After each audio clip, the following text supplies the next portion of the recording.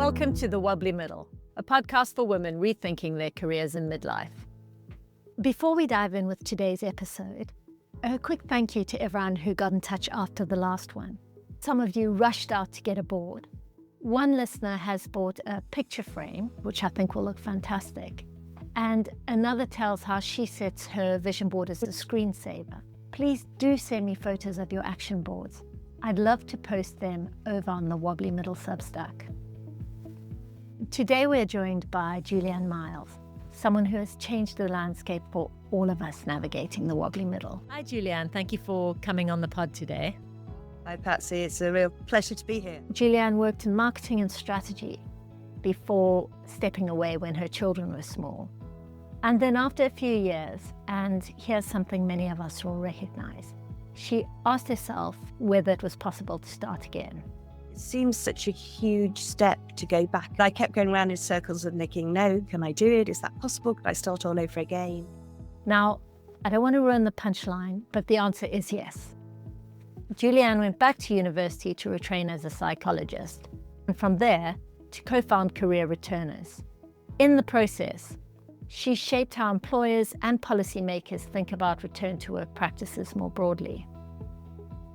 I've been working through Julianne's new book, Return Journey. It's practical and reflective and grounded in the psychology you'd expect from someone with her background. And there's one page I keep coming back to. It lists the reasons we want to return to work: financial need, identity, connection, just as you'd expect. But there was also something else on the list: unfulfilled ambition. Ambition has been framed so negatively for women. Think pushy, selfish, egotistic. It's a trait we've been taught to hide, even from ourselves, because it's deemed so unlikable. And what often gets lost is that ambition can also just be curiosity, creativity, or wanting to stretch yourself. If you're starting to feel that itch to return to work, could it be that your ambition is waking up again? And if it is, isn't that a good thing? A chance for us to recognize our potential and step into something that energizes us? We're going to join the conversation with Julianne now as she talks about the very familiar shall I, shan't I, what should I do phase that so many of us recognize. So here's Julianne Miles. And then had that moment of what now, which I think is very much a theme, isn't it? I was pretty sure, having reflected, that I didn't want to go back to exactly what I did before. I was thinking, I could maybe set up a small business from home. Do I import, to do with children from Australia? Or do I do a travel business? And then I kept reading lots of books about psychology. Psychology had been an interest through my life. And I started to think, well, maybe I could do psychology. And it was well over a year that I was going backwards and forwards. What should I do? Should I do this? Should I do that? And so did you actually go back to study? Because I think the thought of courses, the expense, writing exams, that's quite daunting. Yeah, it was daunting. But what got me over the hurdle is I signed up for an evening course, which was an introduction to psychology. And I started it and I was like, I love this. I'm so interested. And I found that it really ignited my interest in working, in learning. There was another woman I met when I was on the course and we started to encourage each other. I think that was very helpful too. And that gave me the confidence actually to sign up for a conversion course in psychology, because I became more and more convinced through doing that course that this was a path I wanted to take. So yeah, and then it was still a bit of a leap. Yeah, but you started building up. You also talk about how confidence comes from action. People are too scared to start something, but once you start, the confidence comes and the momentum with it. Yeah. And I think the mistake that people often make is they feel they have to have the perfect plan before acting. And definitely it was a trap I fell into myself. You need to be completely sure before moving forward, but actually that keeps you stuck.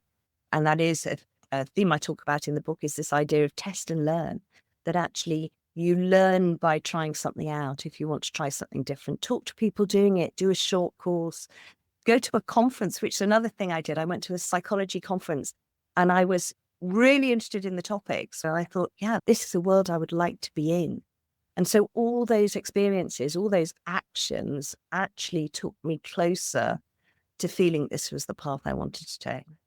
And also tell us about brain neuroplasticity. Give us some hope.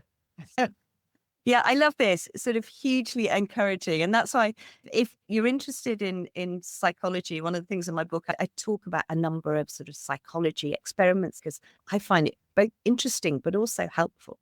And a lot of the research has shown that our brains we don't stop making connections. Yeah, this sort of neuroplasticity, as we call it, that continues.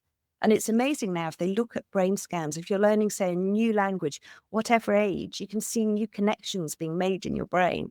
I think that's really exciting, actually. That really reinforces the messages that you're never too old and it's never too late to do something different.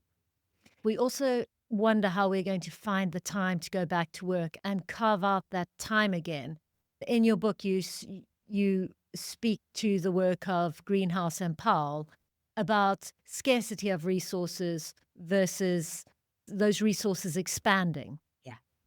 Yeah. And I think it's this idea of work-family enrichment, which is really empowering if you're thinking about, if you do have children, if you're thinking about going back to work after a career break, this idea that work and family can benefit each other.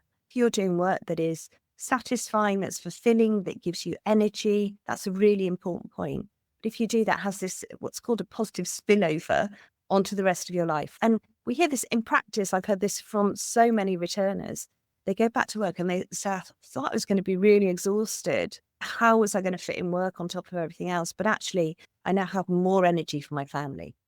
Yeah, that work and family can be allies. Yeah, exactly. And so your energy, rather than being finite, actually can expand. And I think it's that bit. If you're being energized by the whole of your life, then everything benefits, your work benefits, and your family benefit too. So you were studying your occupational psychology. Then did you go into practice? How did you come on to career returners? Yeah, so I started building up a career psychology practice from home, very much focused around the theme of helping people to be happier at work. And I did some consulting work alongside, which was a source of income. I was quite a few years into it. And a lot of friends of mine, people I knew in the local community, who were now at the stage they wanted to try and get back to work, and they were feeling really stuck. So I remember I set up these kitchen table workshops, started to create this structure for return to work coaching. It was really satisfying to see how helpful it was, but also it made me interested in the topic. And I started to read around the topic and think, this is a much bigger problem here than the people I have around this kitchen table. Societally, we're not giving enough support to people to get back to work, but also employers aren't opening their doors. So if you want to get back to work, that's really, really hard. And that was where this idea for career returners, or women returners, actually, as it started to come from. And it's not only opportunity for the career returners, it's also opportunity for the businesses to get that vibrant skill set of experience and interest and curiosity and empathy back into the workplace. Yeah, all of that. And that's why it is a business. That's why it's not a charity.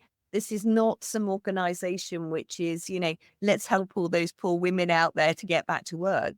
This is an organization which is saying this is a fantastic talent pool. And I think the real power of this is what the career break has given them as well. Because when you step off the career ladder, and I realize this so much myself, you come back in with fresh eyes, fresh enthusiasm, and those transferable skills. Exactly, you're saying that all these skills you build during your career break, whatever the reason, and you're bringing those back to the workforce. I thought a neat trick in your book was breaking down your career, your adult life into 3-year periods. Because if we look back on yours, that initial move to Australia and then back again, those are real achievements, to relocate a small family, to navigate a new country. We stop seeing our achievements when they're in the domestic environment. It's so true. And I think, it's absolutely encapsulated in that phrase people so often use, which is, oh yeah, I'm just a mum. We minimize all these things that we are managing often during career breaks. and we're growing as a person. But as you said, we often undervalue that. You can almost track that in the way you speak about yourself. Oh, yes, hi, I'm a lawyer. Oh, I'm a lawyer on a break. I used to be, oh, I'm just a mum. Yeah, yeah, yeah. And I think, you lose what we call your professional identity. And I think that's at the heart of this erosion of confidence. And this isn't suddenly in their everyday life, they're less confident, but it's this aspect of your professional self that really gets eroded. And that's where you start to go, can I do what I did before? Can I do something different? Am I up to it? Have I lost those skills? And you need to take steps to start to regain that. So that's why looking at your achievements, bringing back in the achievements from before your career break and adding on top of that, the achievements during your career break can be so powerful. I want to come back to this idea of returning to our professional selves and also the opportunity in the workplaces. But tell me how you began to expand career returners or women returners as it was then from the kitchen table model. How did you experiment with bigger models? How did you find funding? Yeah. So the big thing that we did was to look at it from the perspective of the employers.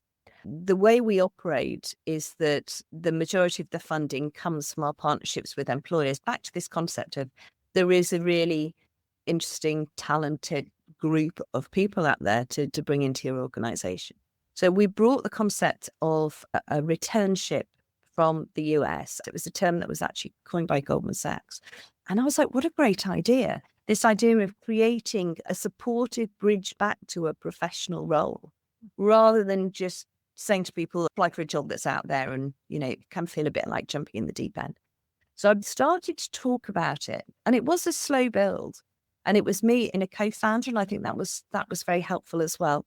We got some really good publicity early on in the media, and I was so confident that this was a great idea that actually I think that the enthusiasm, talking it from an organizational perspective, started quite early on in 2014 and then early 2015 to get employers interested in the concept. So the core of it was starting with a commercial concept and then thinking that could give the funding for then scaling up a community, because I didn't feel that that was the big commercial opportunity. A lot has changed in how women are being perceived in terms of the returner programs, but there is still ageism and similarity bias. And again, I think in our context, bias against those who haven't got any recent experience. So these are very real things. When women are going back into the workplace, how should they go about finding like-minded organizations? Yeah. I think it is really important to recognize that the bias is out there. There are some things in our heads, but actually that one isn't. It is, in recent experiences, one of the primary screening factors. So you need to know that, because if you are just applying for jobs in the open market, mainstream recruitment, and you're not hearing back and you're thinking, is this me? A lot of it can just be, if you've had a break of longer than a year, it can just be you're not getting through, you're not breaking through that initial screening.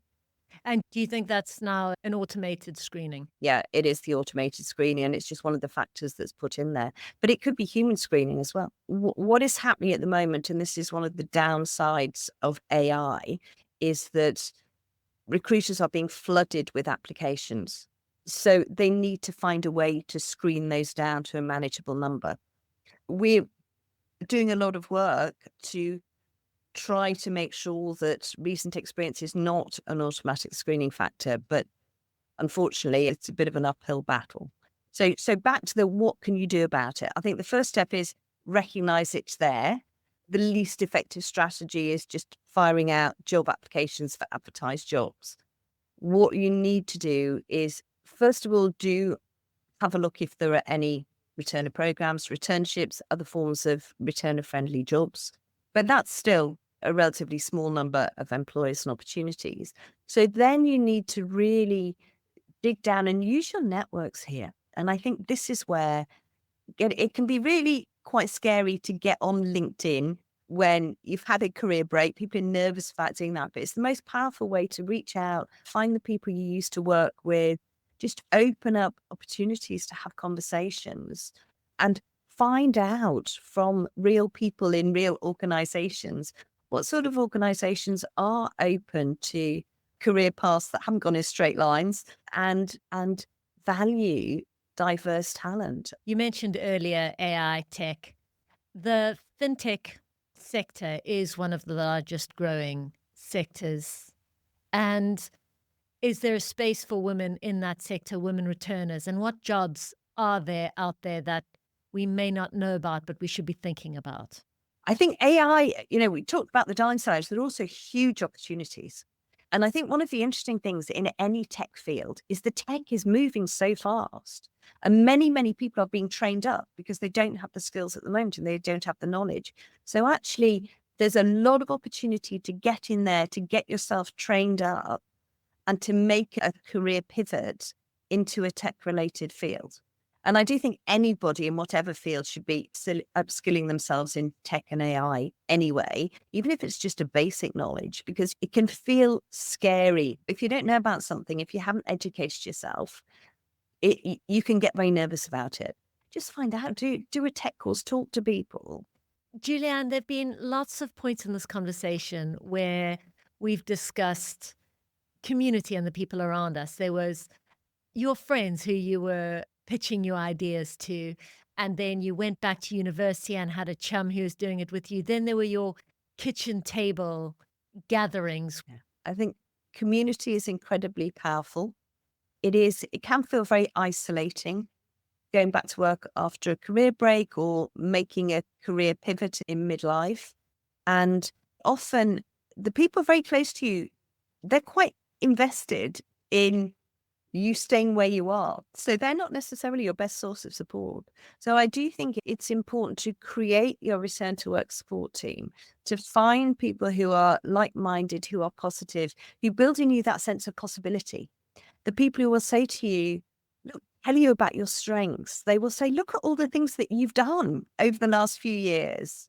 I think in those early stages, the achievement is actually just applying for the job. The achievement isn't getting the job. We're so scared to tell someone we've applied for something and then they say, well, did you get the job? And we say no, and they're like, oh, awkward. But actually not. I applied for this. I don't mind whether I get it or not because I'm going to apply for the next. That act of the growing steps that you're taking to move towards something is the important thing. Yeah. And there was a lovely quote actually from one of our returner community. And she said, the way I think about it is every no gets me closer to a yes.